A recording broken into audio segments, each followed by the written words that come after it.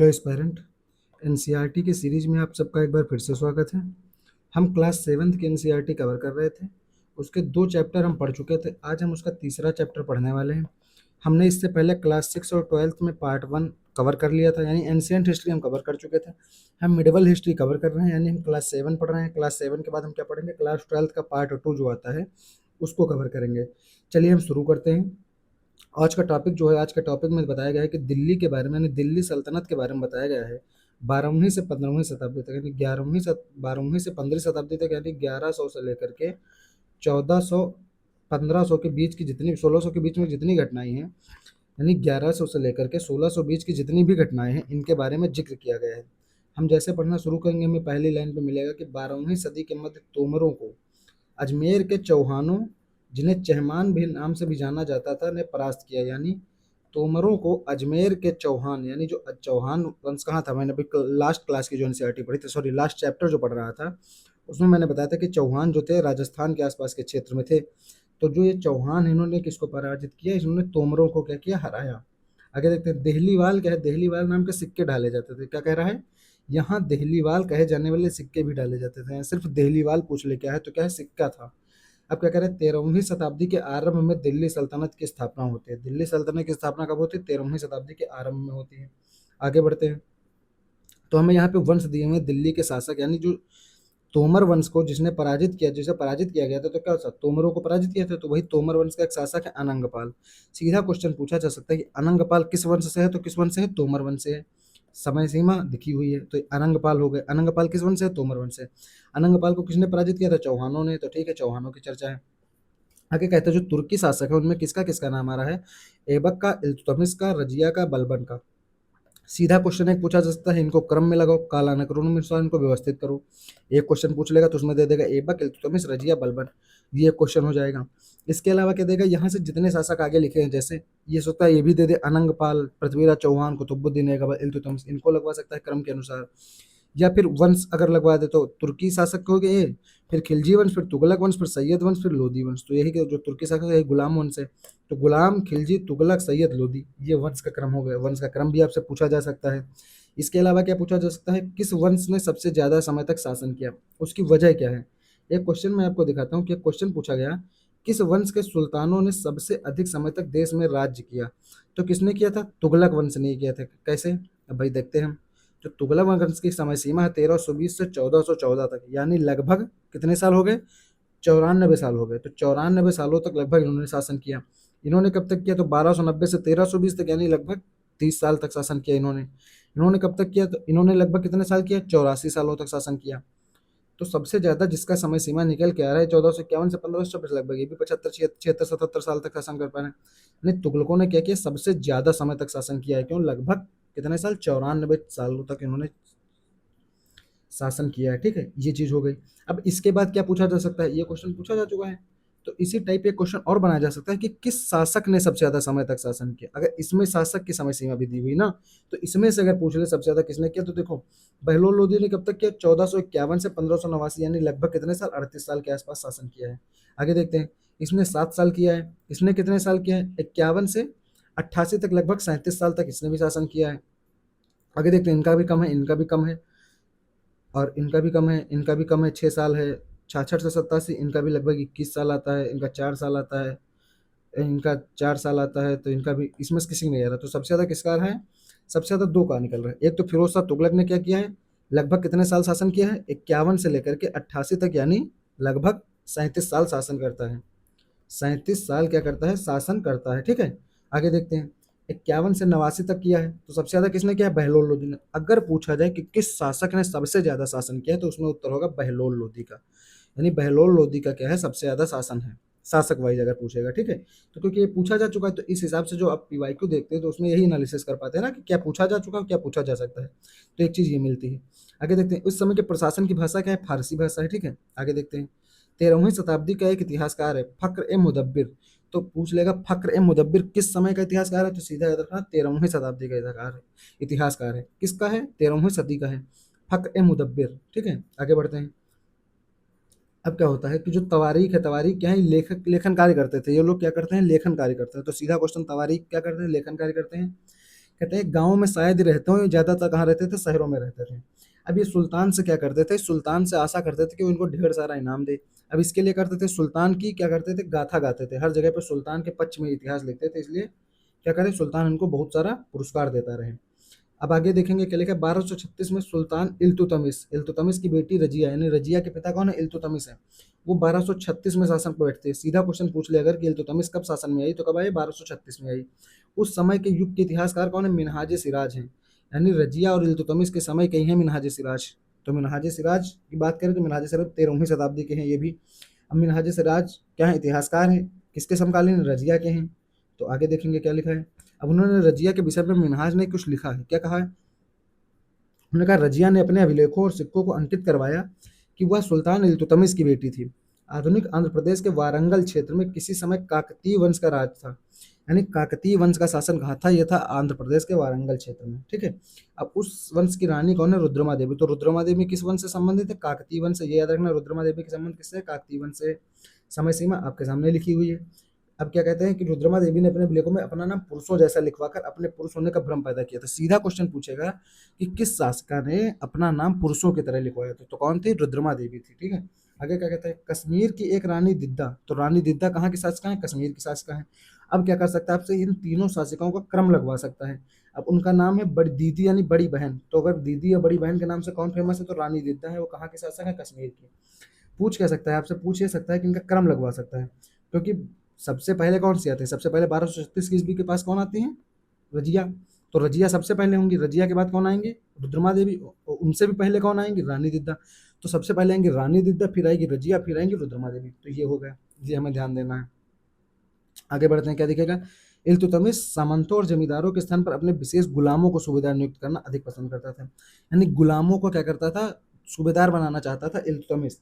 और क्या कहता था, वो जो गुलाम होते हैं उनको खरीदारी करता था, किस लिए, ताकि उनकी सैनिक सेवा में काम लिया जा सके। अब इन्हीं गुलामों को फारसी में क्या कहते हैं, बंदगा कहते हैं, यानी बंदगा शब्द किसके लिए है, तो गुलामों के लिए है। अब ये क्वेश्चन पूछा गया, क्वेश्चन क्या पूछा गया कि जो बंदगान शब्द है, दीवाने बंदगान, इसी से निकाला गया है। तो मैं वैसे दिखाना चाहता हूँ कि एक शब्द है और ये पूरा मंत्रालय है, दीवाने बंदगान नाम का एक मंत्रालय है, ठीक है। आगे देखते हैं, तो जब ये मंत्रालय है दीवाने बंदगान, इसको कौन स्थापित करता है, इसको फिरोज शाह तुगलक स्थापित करेगा। आगे देखते हैं, आगे क्या कहते हैं, खलजी तथा तुगलक शासक बंदगा का इस्तेमाल करते रहे, ठीक है। अब निम्न वर्ग के लोगों को भी उच्च राजनीतिक पदों पर बिठाते रहे, ऐसे लोगों को सेनापति और सूबेदार जैसे पद भी दिए जाते थे। यानी जो खिलजी और तुगलक का समय है, इस समय क्या होता था, निम्न लोगों को भी सैनिक सेवा में उच्च पद दिए जाते थे। ये नहीं था कि भेदभाव करते थे कि निम्न लोग के हैं तो इनको हम उच्च पद नहीं देंगे। आगे कहते हैं, गुलाम और आश्रित अपने मालिकों और संरक्षकों के प्रति क्या थे, वफादार रहते थे, मगर उनके उत्तराधिकारी के प्रति नहीं थे। यानी जो गुलाम होते थे, जिनको एक खरीदार करके सैनिक सेवा के लिए रखा जाता था, ये क्या थे, ये जो उनको खरीदता था, यानी जो उनका शासक था, उसके प्रति तो ये वफादार रहते थे। लेकिन जो शासक का बेटा होगा, नहीं जो राजकुमार है, उसके प्रति इनकी कोई वफादारी नहीं थी, उनके उत्तराधिकारियों के प्रति कोई वफादारी नहीं रखते थे। आगे कहता है कि सुल्तान मोहम्मद तुगलक ने क्या किया, अजीज खुमार नामक कलाल, कलाल कौन होते हैं, शराब बनाने और बेचने वाला। सीधा क्वेश्चन पूछ ले, कलाल क्या है, तो शराब बनाने और बेचने वाले हैं। आगे फिरोज हज्जाम नामक नई, ठीक है, मनखा तब्बाक नामक बावर्ची और लड्ढा तथा पीरा नामक मालियों को ऊंचे प्रशासनिक पदों पर बैठाया था। अब सीधा क्वेश्चन पूछेगा, निम्नलिखित में से कौन से मोहम्मद तुगलक के समय के हैं, या मोहम्मद तुगलक के द्वारा नियुक्त किए गए व्यक्ति थे। तो अजीज खुमार कल्लाल क्या है, शराब बनाता था। फिरोज हम्मान नामक क्या है, नई है। मनका तब्बाक कौन है, उस समय का बावर्ची है। लड्डा तथा पीरा इसी के समय के। तो इनके नाम ध्यान देना है, और किसके नाम, ये जो नाम है अजीज कुमार, फिरोज हज्जाम, ये सुल्तान मोहम्मद तुगलक के समय के हैं, बस याद रखना है, ठीक है। आगे बढ़ेंगे तो क्या कहते हैं, 14वीं शताब्दी के मध्य का इतिहासकार जियाउद्दीन बर्नी, यानी जियाउद्दीन बर्नी किस शताब्दी का, 14वीं शताब्दी का, ये याद रखेंगे, ठीक है। आगे बढ़ेंगे, देखा खलजी और तुगलक शासकों ने भी सेना नायकों को भिन्न भिन्न आकार के इलाकों के सूबेदार के रूप में नियुक्त किया। ये इलाके इक्ता कहलाते थे, यानी इस समय कौन सी प्रणाली चलती, इकता प्रणाली चल रही थी। कहता है इन्हें संभालने वाले अधिकारी इक्तादार या मुक्ति कहलाते हैं। तो इक्तादार या मुक्ति कौन है, जो ये इक्ता जिनको दिया जाता था, ये इनके जो अधिकारी होते थे, यानी जो इनका पूरे देखरेख करते थे, वो कहलाते थे इक्तदार या मुक्ति। फिर कहता है मुक्ति का फर्ज था सैनिक अभियानों का नेतृत्व करना और अपने इक्ता में कानून व्यवस्था बनाए रखना। ये काम किसका था, ये काम था मुक्ति का। आगे देखते हैं, अपनी सैनिक सेवा के बदले वो वेतन के रूप में मुक्ति अपने इलाकों से राजस्व की वसूली किया करते थे। यानी इनको वेतन नहीं दिया जाता था, वेतन की जगह करते थे, इनको पूरा एक इलाका आवंटित कर दिया गया, उस इलाके से क्या करते थे, उस इलाके से राजस्व वसूलते थे। आगे देखते हैं, मुक्ति लोगों पर काबू रखने का सबसे प्रभावी तरीका था कि उनका पद वंश परंपरा से न चले, यानी मुक्ति की व्यवस्था को वंश परंपरागत नहीं बनाया गया था, ताकि क्या किया जा सके, इन पर नियंत्रण बनाए रखा जा सके।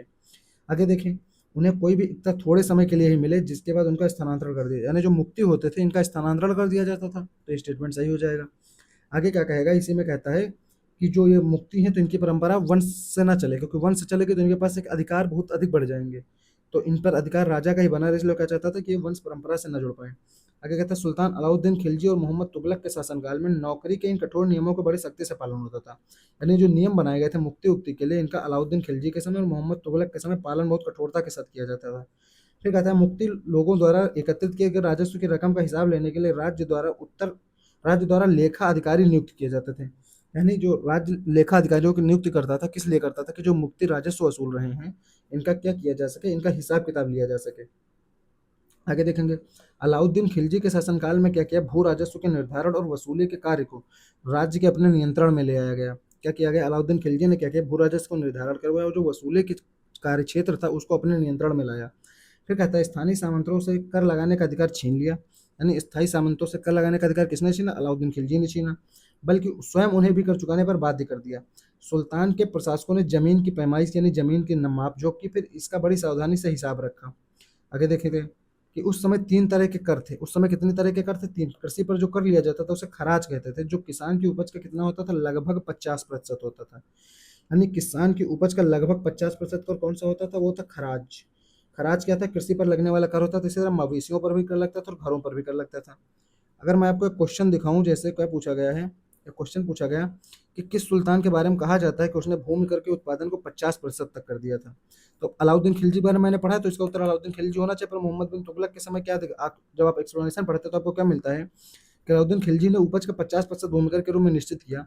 अलाउद्दीन खिलजी भारत का प्रथम मुस्लिम शासक था जिसने भूमि की वास्तविक आय पर राजस्व निश्चित किया था, ठीक है। आगे क्या कहता है कि मोहम्मद बिन तुगलक ने भी दोआब में भूमि का पर 50% कर दिया था, पर इसके बावजूद भी अगर हमें देखना कि इसका उत्तर क्या है, तो इसका उत्तर अलाउद्दीन खिलजी ज्यादा सही होता है, क्योंकि जब हम पढ़ते हैं तो यहाँ पे क्या लिखा है, अलाउद्दीन खिलजी के शासनकाल के बारे में, वहीं पे कहा गया है कि उस समय तीन तरह के कर थे, एक कृषि पर कर था जिसे खराज कहते थे, और जो अपनी उपज का क्या होता था, किसान की उपज का 50% होता था। आगे देखते हैं, इस काल में खराज के अलावा कुछ अन्य कर भी लगाए जाते थे, जैसे खराज तो एक भूमि कर हो गया, कृषि पर लगता है। फिर कहता था खुम्स एक कर था, खुम्स क्या लगता था, युद्ध में जो लूटा हुआ माल होता था उस पर क्या होता था, इस धन का 1/5 भाग क्या करते थे, सुल्तान को देना होता था, यानी 1/5 भाग कौन ले लेगा, सुल्तान ले लेगा, और 4/5 भाग सैनिक का होगा, यानी 4/5 भाग क्या होगा, सैनिक ले लेंगे, जो लोग सैनिक ही युद्ध लड़ने जाते हैं, तो सैनिकों का हिस्सा ज्यादा है, राजा का हिस्सा कम है, कितना है, राजा का 1/5। तो जैसे वहां पे 50% पूछा जा चुका है, वैसे यहाँ पे पूछा जा सकता है कि राजा का हिस्सा कितना था, 1/5। अब जकात क्या है, जकात एक धार्मिक कर है। अब जो क्या किस पे लगता था, मुस्लिमों पे लगता था। जकात क्या है, मुस्लिमों पे लगाया जाने वाला एक कर था, जो मुस्लिम की आय का क्या लगता था, 2.5% या 1/40। कितने परसेंट लगता था, 2.5% या 1/40, इतना लगता था। आगे देखते हैं, परंपरा के अनुसार मानते क्या है कि ये जो कर है, जकात कर है, ये पैगंबर के द्वारा शुरू किया गया था, इसलिए एक अनिवार्य कर है। अब जजिया के बारे में अगर देखें तो ये गैर मुस्लिमों से लिया जाता था, यानी जो लोग मुस्लिम नहीं है उनसे लिया जाने वाला कर जजिया, जो लोग मुस्लिम है उनसे लिया जाने वाला कर जकात। अब क्या होता था, लेकिन जो उन्हें जिम्मी या संरक्षित नागरिक का दर्जा प्रदान करते थे, सल्तनत काल में इसकी वसूली खराज के साथ की जाती थी, किंतु फिरोज शाह तुगलक ने जजिया को अलग करके रूप में संग्रहित किया। तो जजिया को पहली बार किसने अलग करके रूप में संग्रहित किया, तो पहला शासक कौन है, फिरोज शाह तुगलक है। फिरोज शाह तुगलक के पहले जो जकात होता था, सॉरी, जो जजिया होता था, वो किसके साथ वसूली की जाती थी, इसकी खराज के साथ की जाती थी। जजिया की वसूली किसके साथ की जाती थी, खराज के साथ की जाती थी। आगे देखेंगे कि मोरक्को से 14वीं शताब्दी में भारत आए यात्री इब्न बतूता, यानी 14वीं शताब्दी में कौन आता है, इब्न बतूता है। इब्न बतूता कहाँ का रहने वाला है, मोरक्को का रहने वाला है। फिर आपको मैं क्वेश्चन दिखाता हूँ, क्या कहता है, मध्यकालीन यात्री एवं लेखक इब्न बतूता किस देश के निवासी है, सीधा क्वेश्चन एनसीईआरटी से मिलता है आपको, मोरक्को का निवासी है। अगला क्वेश्चन, इब्न बतूता भारत में किसके शासनकाल में आता है, तो भैया 14वीं शताब्दी में आता है, तो इस समय किसका शासनकाल होगा, इस समय मोहम्मद बिन तुगलक का शासनकाल है। फिर क्या कहता है, निम्नलिखित में से कौन भूमि उत्पाद पर लगने वाले कर को इंगित करता है, तो भूमि उत्पाद पर कौन सा कर लगता है, तो भूमि उत्पाद पर खराज भी आपको बताया भूमि उत्पाद पर लगता है। इसके अलावा कौन सा कर भूमि उत्पाद पर लगता है, खुम्स तो नहीं लगता है भाई, खुम्स के बारे में भी आपको पढ़ा है, क्या पढ़ा है खुम्स के बारे में। खुम्स क्या है, युद्ध में लूटा गया माल पर लगने वाला एक टैक्स था। तो दूसरा ऑप्शन तो नहीं होगा, तो दूसरा नहीं होगा तो दूसरा काट देंगे, तो दूसरा काट देंगे तो पहला बी और सी कट जाएगा, अब कौन बचा, ए बचा और डी बचा।